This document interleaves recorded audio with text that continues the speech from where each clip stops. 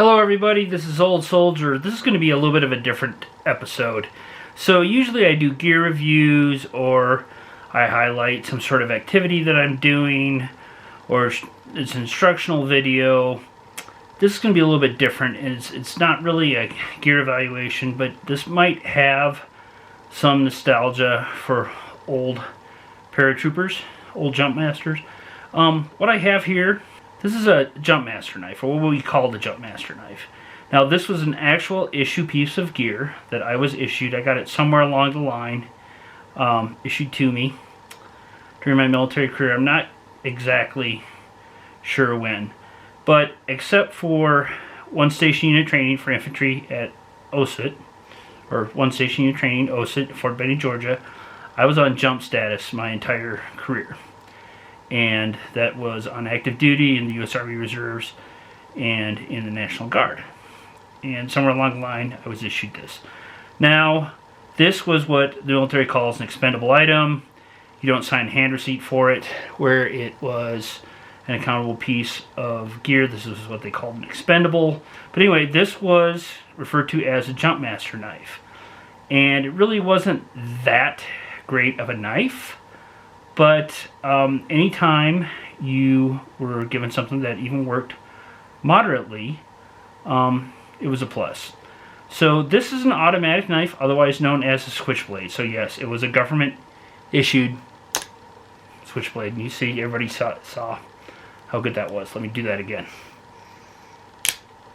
And once again, you see, this is an old piece of gear. Let's try it one more time. And nope, didn't like that time. I think let's see. Let's try it again.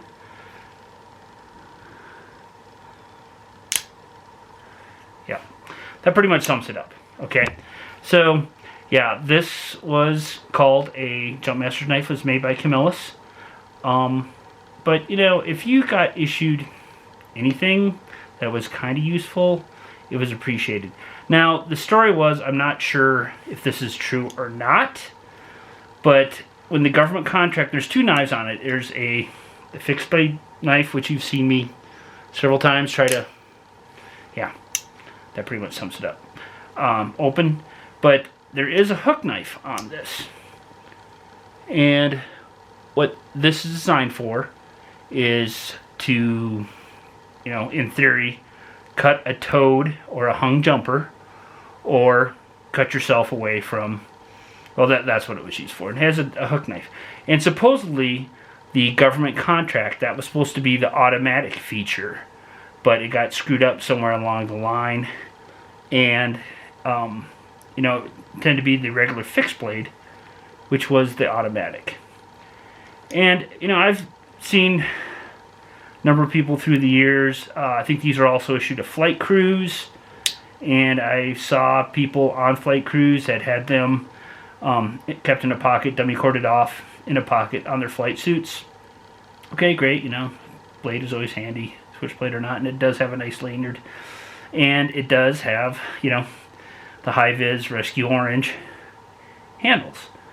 So, you know, this is a nice piece of memorabilia. And, you know, I've just kept this throughout the years.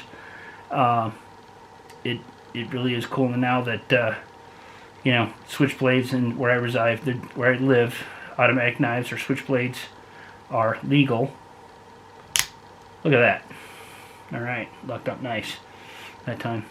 So yeah, the spring of this thing it's old. I'm pretty sure I was issued this over 30 years ago, and it very much depends on the position that you hold it, whether it locks back or not. That time it did. Great. For some reason, nope. Straight up. Nope. Let's try this way.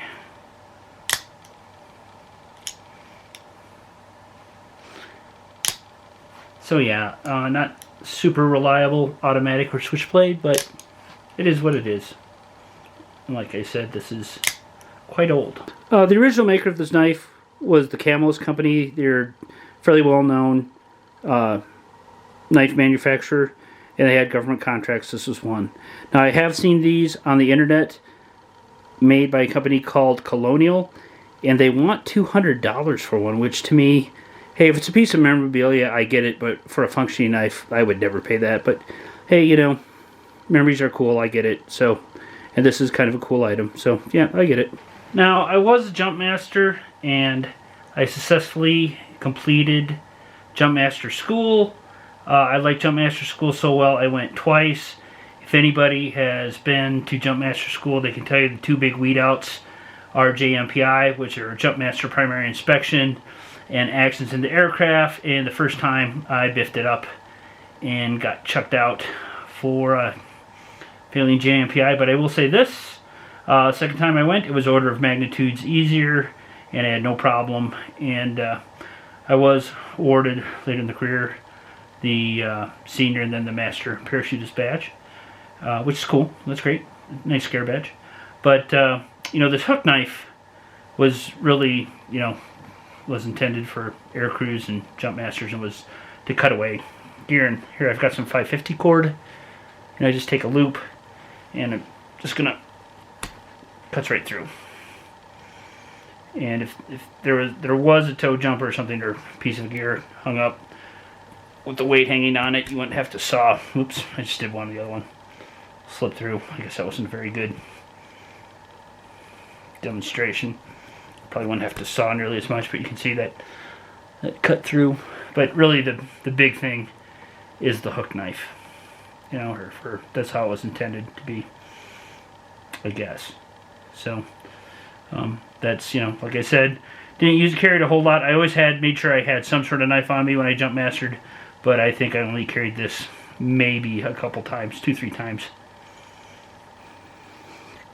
Now, I have no idea whether these are still issued today. I would like to hear from somebody in the comments section, or if somebody else, I'm sure there's other paratroopers and jump masters out there. I served in Special Forces in the 82nd Airborne. There's a lot of other airborne units out there as well. You know, if somebody else, or flight crews, like I said, I saw flight crewmen on both fixed wing and rotary wing that had these stuffed in the pockets of their flight suits. So yeah, you know, I'd like to, you know, in the comments, see people's comments and their experiences with these. Kind of a nifty little piece of gear. And yeah, that's a little, like I said, this a little bit different episode, maybe nostalgia. You know, I don't really know what, but I just thought it was a nifty idea, a nifty piece of gear, and thought I'd share it with you. And that's my episode for this week, and this is Old Soldier out.